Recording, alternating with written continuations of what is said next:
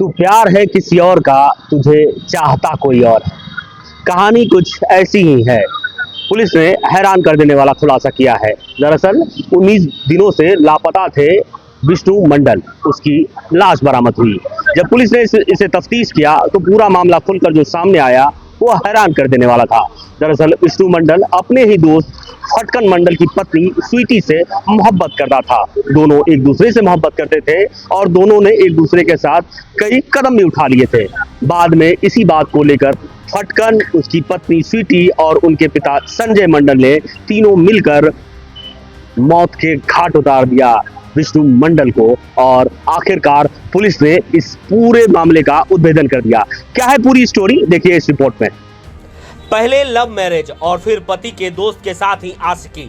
बस अवैध प्रेम संबंध की यही कहानी शादीशुदा विष्णु मंडल के लिए जानलेवा साबित हुआ। मामला कटिहार के मुफस्सिल थाना क्षेत्र से जुड़ा हुआ है। 13 सितंबर के इस घटना में पुलिस ने अब पूरे मामले का खुलासा कर दिया है। सदर डीएसपी अभिजीत कुमार ने इस मामले का खुलासा करते हुए कहा कि 1 अक्टूबर को कटिहार मनिया रेलखंड कोरैया पट्टी बैगना रेल लाइन के किनारे पानी के गड्ढे में बोरे में बंद शव बरामद हुआ था।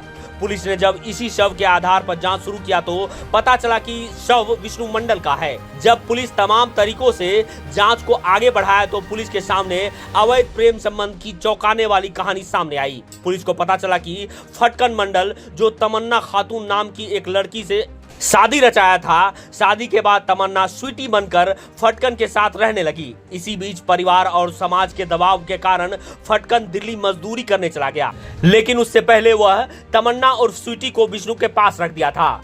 इस बीच विष्णु और तमन्ना और स्वीटी से अवैध संबंध पनपने लगा। परिवार की लोगों की माने तो विष्णु और तमन्ना एक साथ दिल्ली भी गए थे, लेकिन बाद में विष्णु तमन्ना और स्वीटी को लेकर लौटा, पर इन दोनों में अवैध संबंध बरकरार रहा, जिस कारण फटकन स्वीटी के साथ मिलकर प्लान करके विष्णु को अपने घर में बुलाकर गला दाबकर मौत के घाट उतार दिया। बाद में लाश को ठिकाने लगाने के दौरान संजय मंडल भी इन लोगों का सहयोग किया। कुल मिलाकर कटिहार मुफस्सिल थाना के चर्चित विष्णु मंडल हत्याकांड का यह खुलासा भरोसे के रिश्ते का भी कत्ल कहा जा सकता है। पहले तो विष्णु ने फटकन की पत्नी के साथ अवैध प्रेम संबंध बनाकर गलती की, लेकिन इसके बाद फटकन ने जिस तरह से साजिश रचकर विष्णु की हत्या किया, यह भरोसे के रिश्ते का भी कत्ल है। घटना का जब हम लोगों ने कारण पूछा कि यह घटना क्यों की गई है, तो इन लोगों के द्वारा बताया गया कि स्वीटी कुमारी, जो कि जिसकी शादी फटकन के साथ 4-5 साल पहले हुई थी और वो प्रेम विवाह था, तो प्रेम विवाह के बाद फटकन ने इसको विष्णु के घर पे ही कुछ दिन छुपा के रखा हुआ था। उस क्रम में विष्णु और स्वीटी कुमारी का प्रेम प्रसंग हो जाता है और एक बार स्वीटी कुमारी विष्णु के साथ दिल्ली भी भाग के चली जाती है।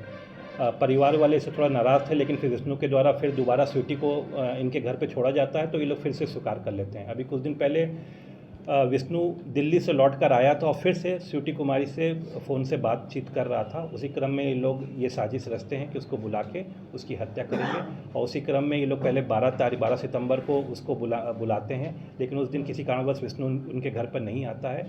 फिर 13 तारीख को सुबह ही बुलाते हैं, तो सुबह 10:30 बजे जब वो उनके घर पर आता है तो गला दबाकर उसकी ये लोग हत्या कर देते हैं। फिर लाश को अपने घर पे ही छुपा देते हैं और रात में फिर इसको ठिकाने लगा देते हैं। हत्या के वजह है अवैध संबंध है। पहले स्वीटी कुमारी का प्रेम विवाह हुआ था फटकन के साथ, लेकिन बाद में ये विष्णु के संपर्क में आ जाती है और विष्णु से ये प्रेम करने लगती है और उसके साथ उसका अवैध संबंध बन जाता है। बीच में उसके साथ भाग के दिल्ली भी गई रहती है।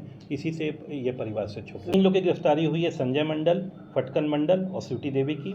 साथ ही साथ 2 लोगों का अभी नाम आया है जो इसमें सहयोग किए हैं। मन्ना, जो कि संजय मंडल का भतीजा है, और एक सहयोगी सोनू मंडल।